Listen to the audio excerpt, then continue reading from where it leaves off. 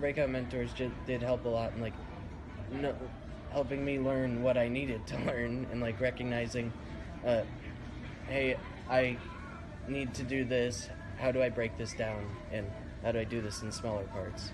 Each project took a while. It wasn't just small little things that we jumped from thing to thing. It was a big thing that we just finished all the way. We got as complete as possible.